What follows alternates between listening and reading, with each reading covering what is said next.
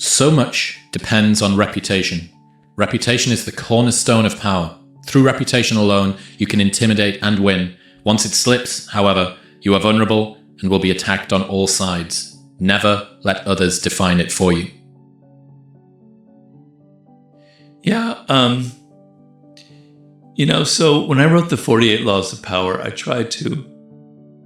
have somebody through my whole life loves playing games. I don't mean that in the abstract sense. I mean literally, like chess, backgammon, sports, poker, whatever. And I like the cleanness of a game. It's like you do this and you can win, etc. But there's also a psychological element in it. So particularly when you're playing poker and you're bluffing and I was always fascinated by this. It's a game of chance. You don't really know what cards you're going to get. But that fellow over there, he's been bluffing. He bluffed before. I'm sure he did. He's going to do it again, right? So the psychology starts entering into the picture in a game of chance. It's not a game. There's certainly skill involved, but a lot of it's chance. And because he bluffed before and he's got that look in his eye, it could be a woman, I don't mean to generalize. All right, I'm going to fold. Okay. So you don't realize that so much of the game of power has nothing to do with data and you being a better person at something. A lot of it is pure psychology and intimidating people and winning before you even enter into a battle. So if you have a reputation, you carry it with you. And the reputation doesn't have to be real. Personally, I don't know how valid this is. I have this reputation now of being this Machiavellian character and so if Robert's 5 minutes late for a meeting, it means he's playing a game, even though it was probably just the traffic. But my reputation now kind of put people a little bit on their heels, where it's not necessarily true about me, but it kind of goes ahead of me and it influences. Reputation precedes you. Yeah. And so it's an extra form of power. So the idea the overall arching idea to pull us out of the specific is power is pure psychology. Pure psychology.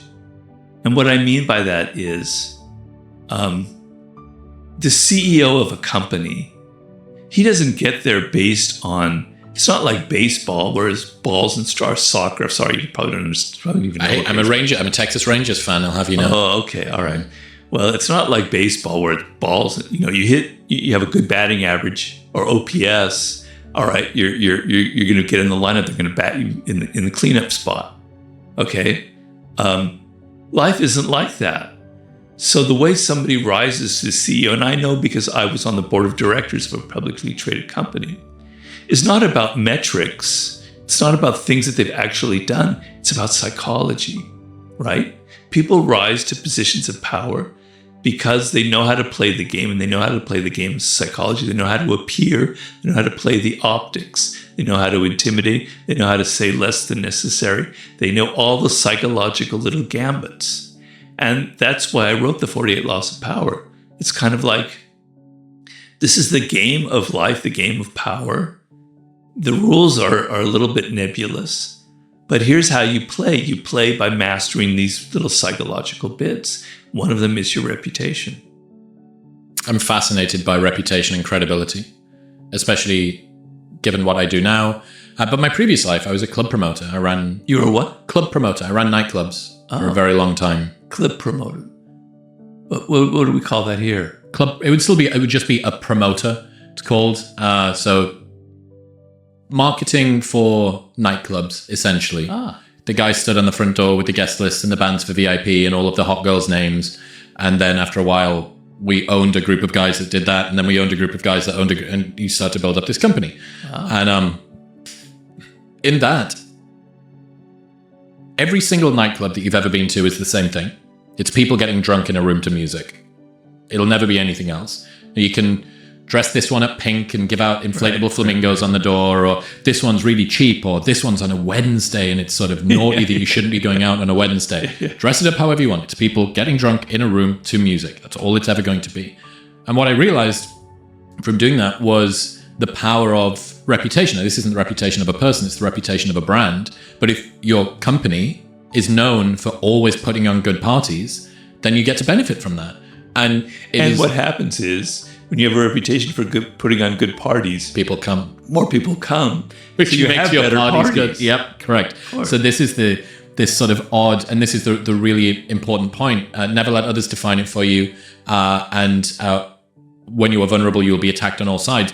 Because as it's going up, it precedes you. It continues to do work for you, exponentially growing and growing. But when you're starting to go down, even your best work will sometimes be derogated to be worse than it is. So you have done something that is good, but because of your reputation, you're a liar, you're a phony, you're a grifter, you're a shill, you're a fake. That's right.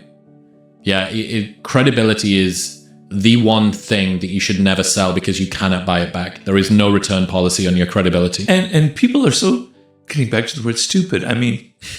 It's a theme today. They post things on social media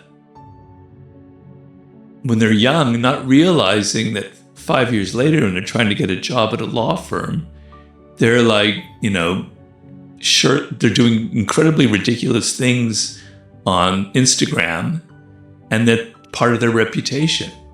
Everything you do is reflected through the social world, right?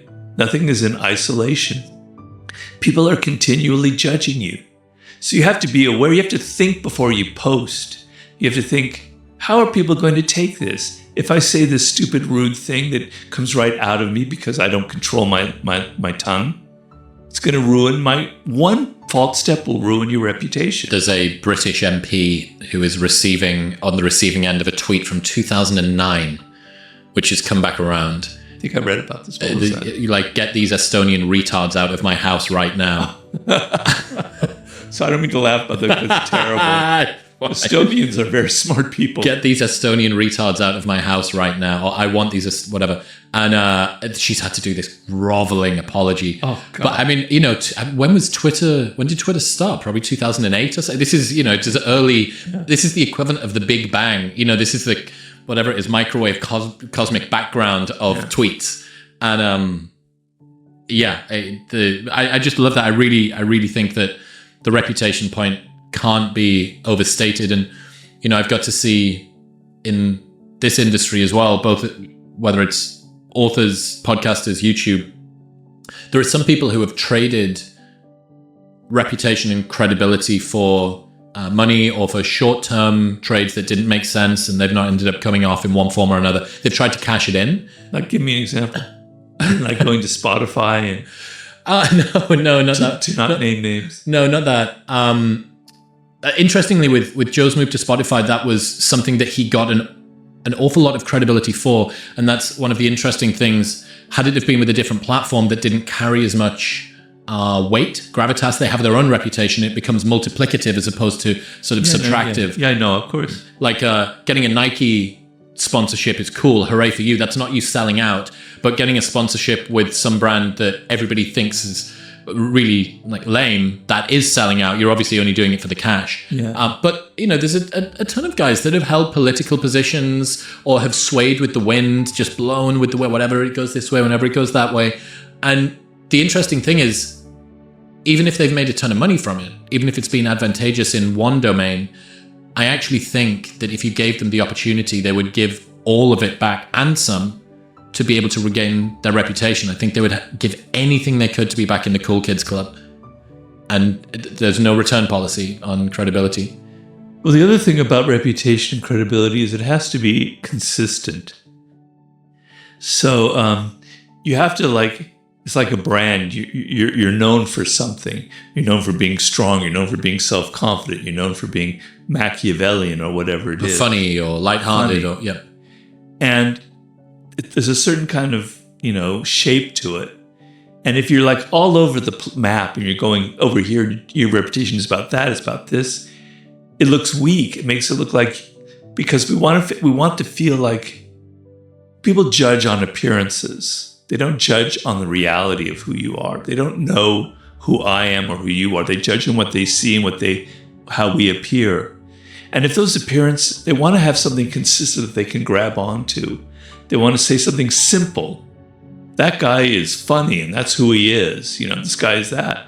They want a very simple formula. And if you can't be consistent, if you're all over the place, if you're changing your ideas, you're conservative, then you're liberal, blah, blah, and you're trying to tack with each wind to get power, yeah, you'll get some power that way, but it'll make you look weaselly. It'll make you look distrustful, and people won't like that. And your reputation will be one of somebody who has no soul, who has no core. So reputation also has to have a consistency, a core to it, a soul that binds it all together.